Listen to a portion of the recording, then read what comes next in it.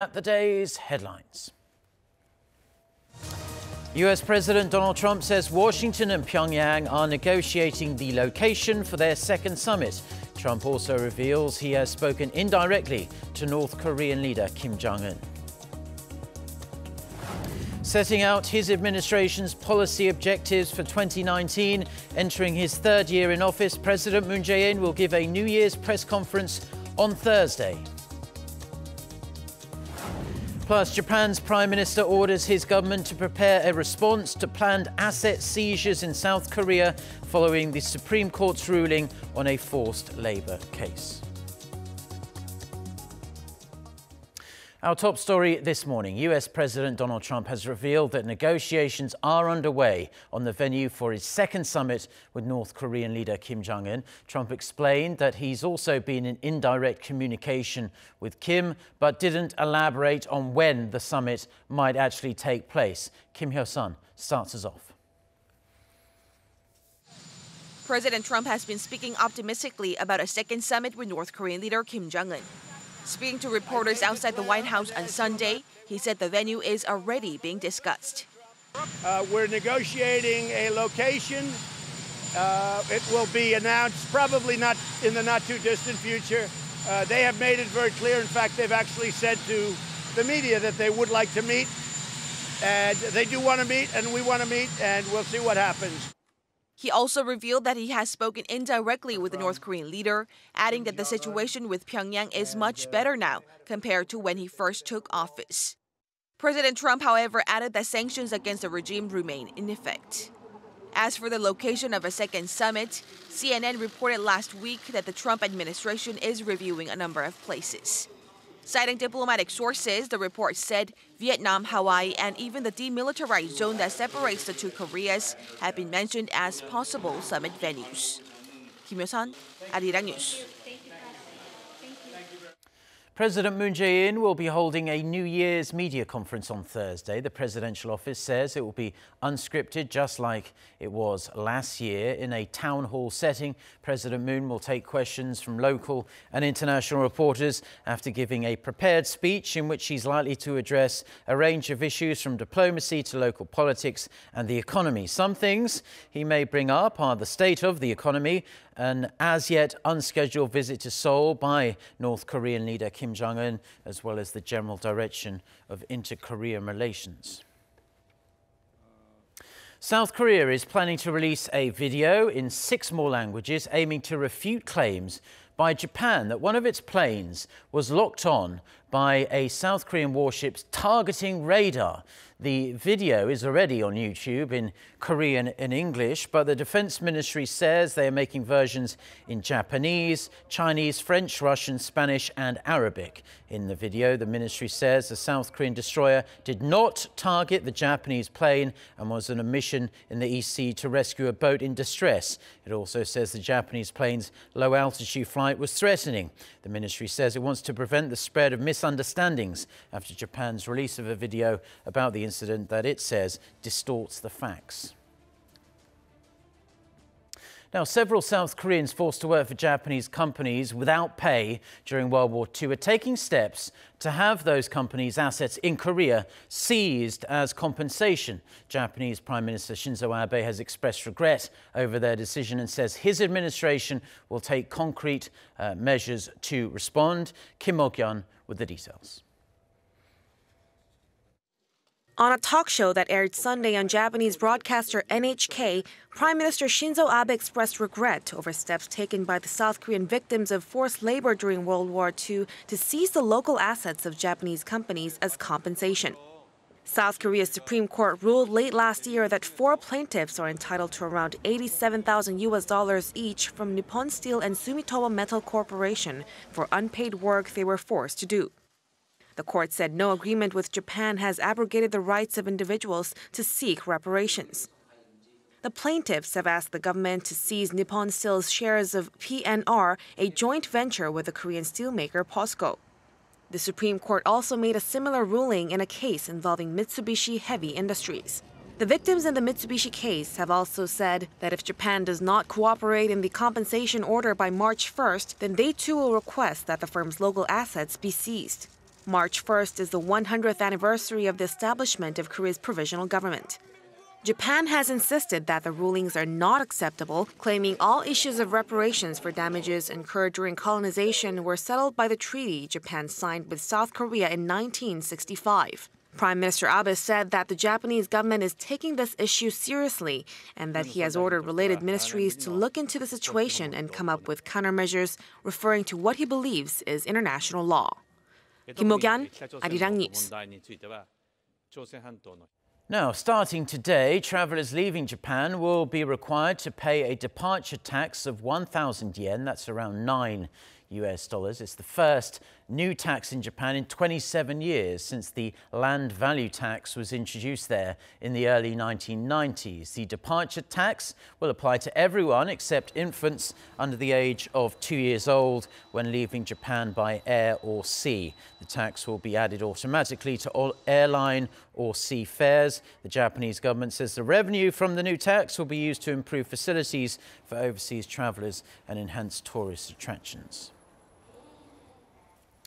A US delegation is due in Beijing for 2 days of talks on trade starting today as the two sides look to end their trade war before President Trump's 90-day deadline comes in March. It would be their first formal meeting since a truce was declared last month on the sidelines of the G20 summit in Argentina.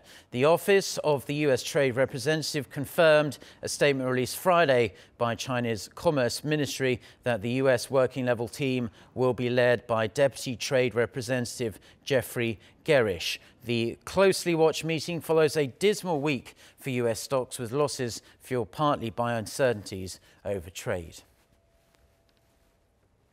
Now, 2018 was a busy year of peace building for the two Koreas. A special exhibition is being held here in South Korea to take a look back at last year's Inter-Korean summits, as well as all the Inter-Korean summits that came before them.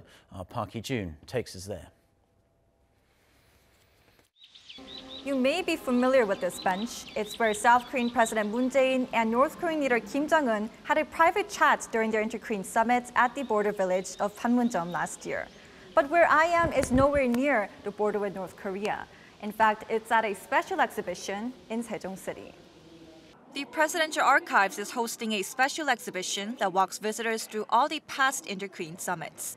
Titled The Road to Peace, the exhibition displays around 150 different records, photos, and videos that document the historic meetings.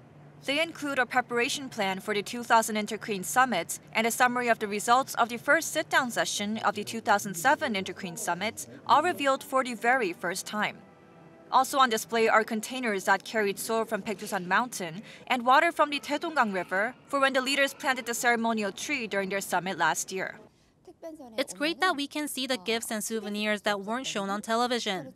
I think those who come to this exhibition will get a lasting impression of the Inter-Korean summits. It's also an opportunity for visitors to realize how far the two Koreas have come in their efforts to build peace on the Korean peninsula.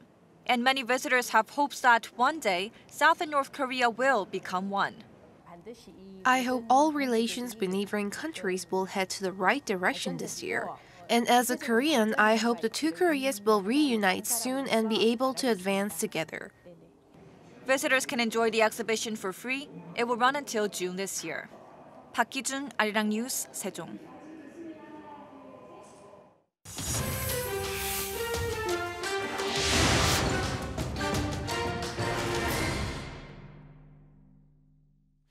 British Prime Minister Theresa May has warned the UK will be in what she calls uncharted territory if MPs reject her Brexit plan. For more on this and other news from around the world, let's turn to our Noah Adam. So Adam, Mrs May is still pushing her deal despite little signs she has won over some rather sceptical lawmakers. That's right, Mark. Mrs May told the BBC on Sunday that the vote on her Brexit deal would, quote, definitely take place early next week as expected. There had been growing speculation that it could be delayed. The Prime Minister has already delayed the vote once, back in December, when it became clear she would lose unless extra reassurances on the so-called Irish backstop issue from the EU were agreed.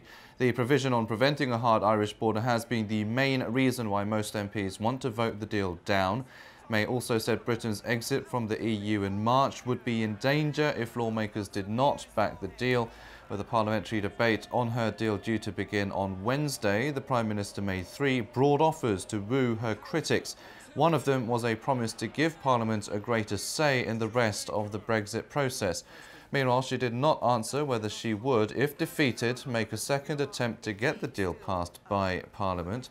She instead suggested Brexit without a deal would be on the cards, something the Bank of England and other financial officials predict could be economically devastating.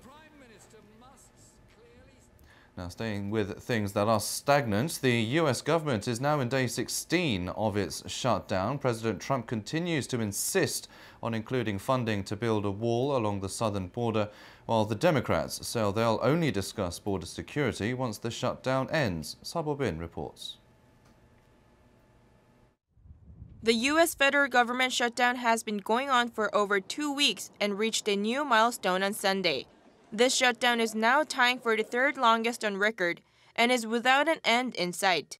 On the 16th day of the shutdown on Sunday, President Donald Trump met with reporters at the White House and insisted that he would be willing to declare a national emergency in order to build the border wall. I may do it, but we can call a national emergency and build it very quickly, and it's another way of doing it. But if we can do it through a negotiated process, we're giving that a shot.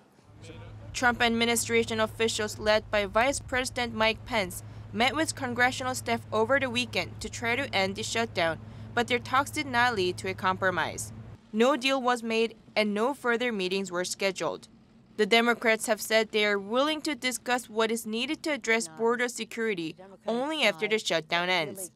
The key point has been Trump's insistence on $5 billion of funding to build the border wall. But the Democrats have been refusing to give him the money, arguing that the wall is expensive, wasteful, and ineffective. The shutdown began on December 22nd, when federal departments and smaller agencies making up a quarter of the federal government closed their doors due to the budget dispute between the White House and Congress. Harbin, Arirang News. Malaysia's king has stepped down after just 2 years on the throne, ending weeks of speculation about his future. The National Palace did not give a specific reason for Sultan Muhammad V's abdication, but it follows rumours he had married a former Russian beauty queen during a prolonged medical leave. It marks the first time for a Malaysian monarch to abdicate since the country gained independence from Britain 60 years ago.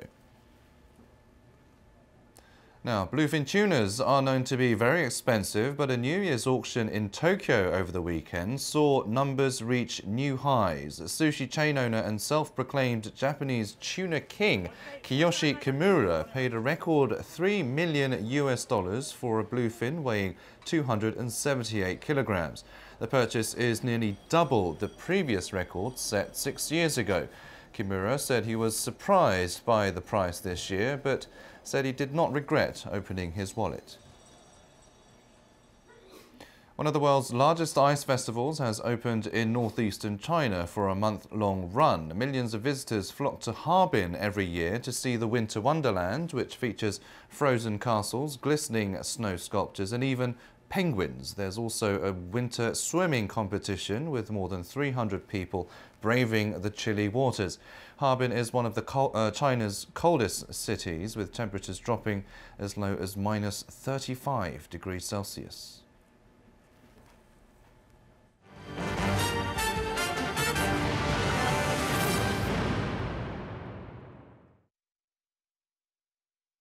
Now, keeping up to speed with the local economy, President Jae-in is due to meet with the owners of some local SMEs and venture firms. Officials say the goal of Monday's meeting at the top office is to hold candid discussions so the president and his administration can sharpen efforts or even tweak policies to boost a South Korean economy that remains mired in a rut of slow growth. President Moon has opened 2019 with a strong focus on fixing the economy. He's already held a New Year's event at the Korea Federation of the SMEs for the first time, and his chief policy aide has been meeting with executives from local conglomerates. The South Korean government will introduce a new minimum wage setting system on this Monday that divides the roles within the Minimum Wage Commission, a body that determines the wage increases. According to the Labour Ministry, the Commission will be divided into two sub-bodies. Government representatives will first devise an appropriate range for the increase, while the final decision will be made jointly by representatives of companies, non-regular workers and small businesses. The government hopes the measures can bridge the gap between employers and employees after a whirlwind of controversy over the rapid rate of increase during the past couple of years. Sales of eco-friendly cars topped 120,000 units in South Korea last year, and that is a record high, according to data compiled by Korean automakers and the Korea Automobile Importers and Distributors Association. Sales soared a whopping 26.6% year-on-year. Sales of electric vehicles jumped more than twofold on year, with over 30,000 units snapped up in 2018.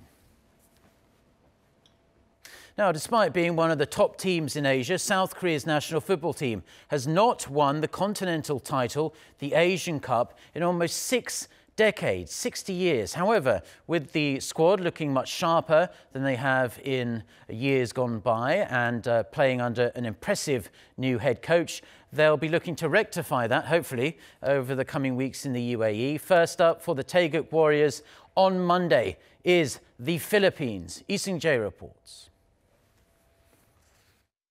The last time South Korea won the Asian Cup was all the way back in 1960, when South Korea hosted a 4-team tournament and won all 3 matches for their second Asian Cup title. Since then, South Korea has fallen short every time, but they're aiming to grab the elusive title in the UAE this year. The squad began their journey against the Philippines on Monday night in a Group C match at the Al Maktoum Stadium in Dubai. The game kicks off at 10:30 p.m. Korea time. South Korea are the favorites to top Group C, with the other teams being China and Kyrgyzstan. The Taeguk Warriors are ranked 53rd in the latest FIFA rankings, 4th highest among AFC members. Despite South Korea being one of the favorites to raise the trophy, it won't be easy as the competition is bigger than ever, expanding from a 16-team to 24-team format this year. And for South Korea's Portuguese head coach Paulo Bento, the tournament is his first big challenge since taking the reins in August. Bento will be without star forward Son Heung-min for the first match, as the Tottenham Hotspur striker is set to join up with the squad after January 13th. Despite Son's absence against the Philippines, South Korea will have enough firepower up front, as Hwang Hee-jo, the 2018 KFA Player of the Year and the top scorer at last year's Asian Games, will be the main striker. The late addition of up-and-coming star Lee Seung-woo should also boost South Korea's chances of grabbing their 3rd Asian Cup title. Lee Seung-jae, Arirang News. Now, a group of researchers here in South Korea have developed a way to reuse fly ash from power plants to make something useful, concrete. Park Se-young with more. Thermal power plants in Korea discharge 8 million tons of fly ash per year. Some is used to make concrete, but over 1 million tons of the waste is buried underground because its low reactivity makes it difficult to improve its compressive strength. Now, Korean researchers have found a way to increase the strength of fly ash by mixing it with chemical additives. This also reduced the weight of fly ash and dramatically reduced the time it takes to solidify from a month to just a day. Adding a small amount of sugar to the binder that I developed delays the rapid stiffening, and I found that it also significantly improved the compressive strength in a short time. The new technology is a realization of an idea the student had during his 3rd year of college. It required an unusual research method, but 5 years of untiring work with guidance from his professors resulted in the development of the technology. I think the professors had a way of listening carefully to undergraduates, and this, combined with our stellar research environment, brought good results. The technology has been sold to an eco-friendly building materials company for nearly $90,000 as well as 1.5% of total sales. Park Se-young, Arirang News.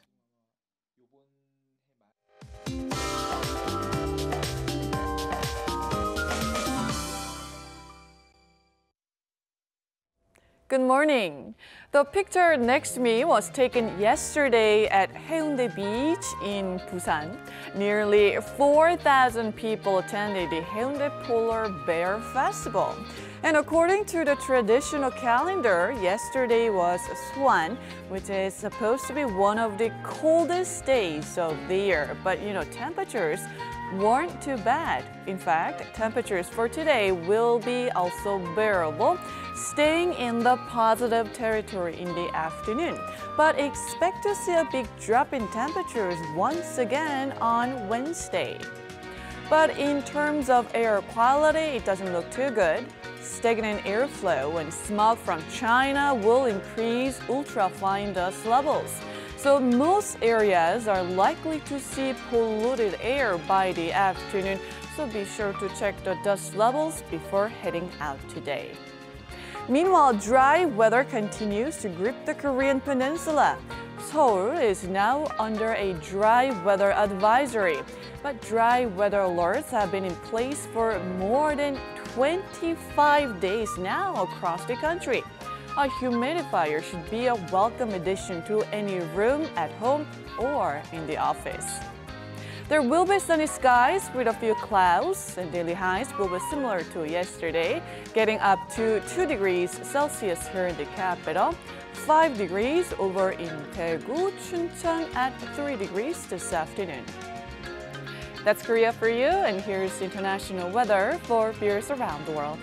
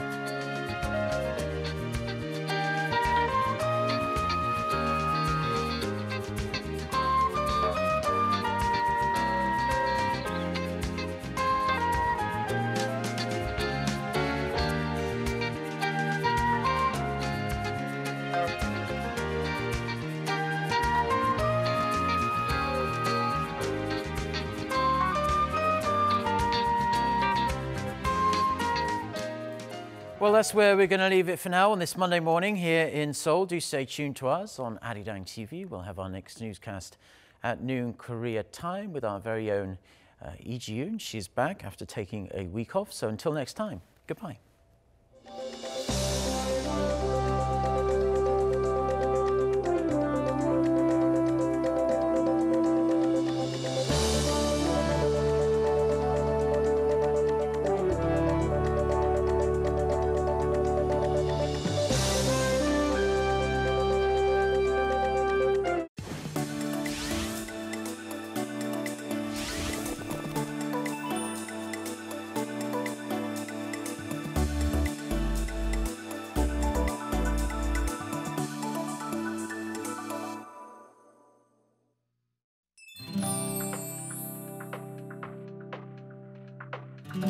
취업해서 해외여행도 가고 싶고 부모님한테 선물도 드리고 싶어요.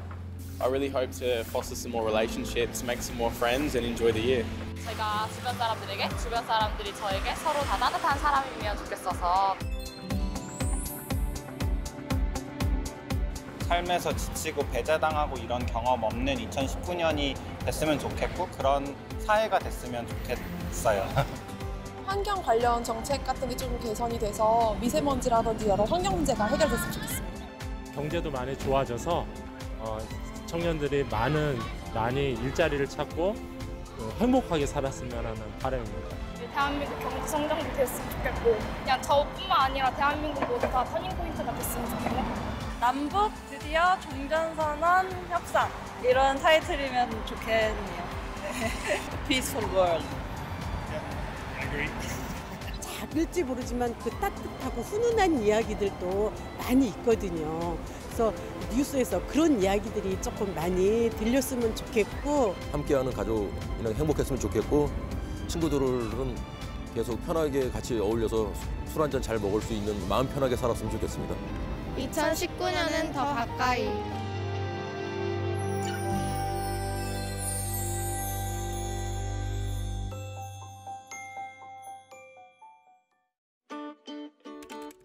Mukbang is all the rage these days. One-man content creators from Korea have set ablaze a new global trend. Type in mukbang on YouTube and you retrieve tons of videos showing people eating delicious food. We recommend to you 3 Korean dishes for mukbang. For bibimbap, place various veggies such as shiitake mushroom, cucumber and carrot, as well as a fried egg on rice, and mix everything with gochujang and sesame oil. It is known for its colorful appearance and variety of ingredients that is affordable and easy to eat. Try grilling some samgyeopsal on a grill right in front of you. Once fully cooked, dip in samjang and wrap it in lettuce and sesame leaf with garlic.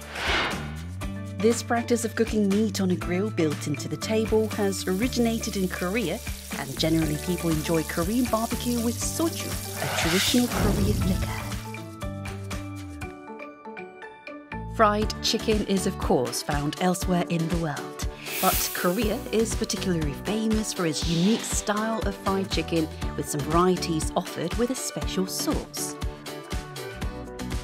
Tons of different recipes have been developed over the years with the use of various ingredients such as garlic, honey, green onions, soy sauce and more. Just as samgyeopsal and soju make a perfect pair, Korean-style chicken is enjoyed with beer. These 3 addictive dishes present difficult choices for Koreans every evening. What would you want to try for a mukbang?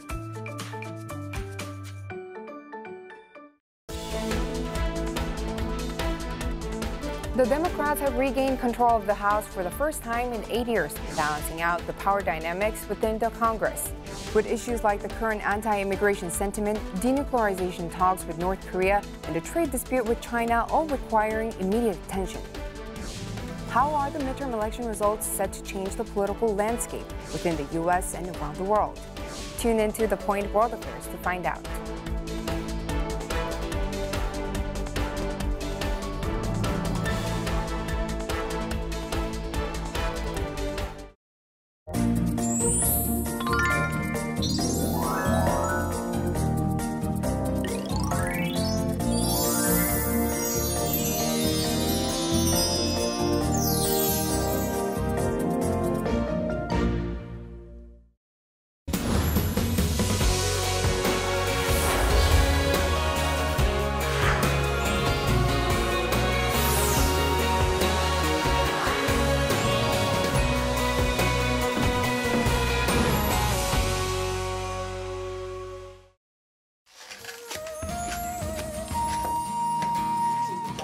When winter winds start to blow, villages in Korea get busy.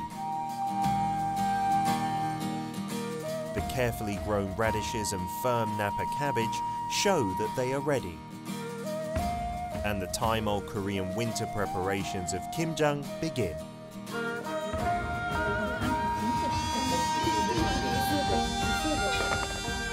Since long ago, the whole village has come together to make and share kimchi.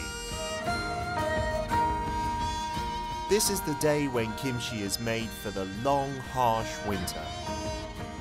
This is the story of kimchi, the most basic of Korean foods.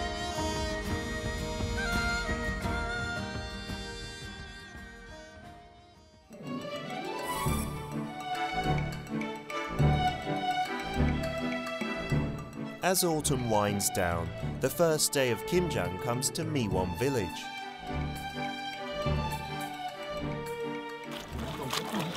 Today, 400 heads of Napa cabbage will be used for kimjang. Salted the day before, the cabbage is drained and sliced.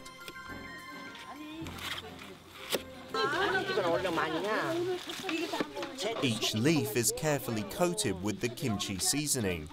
On kimjang day, enough kimchi must be made to last until next autumn, and the villagers lend each other helping hands. That's how kimjang has been done in this village for decades. Their teamwork is flawless.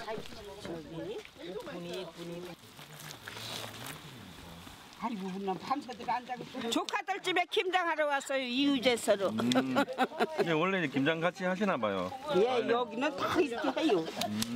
이제 요번이 저기고 다음 주에는 우리가 끄트머리요. 다음 주에도 오셔 그럼. Each household has to prepare and season hundreds of cabbage, a task that requires at least 2 or 3 days and dozens of hands. Getting the neighbours' help is a must. The hostess makes a treat for the neighbours helping her out.